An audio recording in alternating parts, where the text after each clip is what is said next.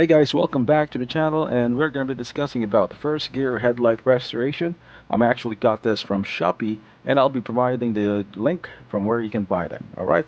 Now the cool thing about the shop is that they provide you with a free microfiber towel here, and I'll be using. And all you need is just a few dabs of the first gear and start rubbing away on your headlight.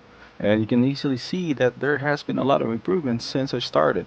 It all started with a yellowish tint, a bit hazy, and now it's starting to clear out. Mind you, this does not fix any abrasions that you have on the headlight, like scratches or dip cuts on it. Basically, what it does is it just cleans out the haziness and also remove any yellowish tint on the headlight. Any imperfections will still remain. If you want those to be removed, you're gonna need to have it done professionally, like having it polished, for that example. But that's not what we're here for.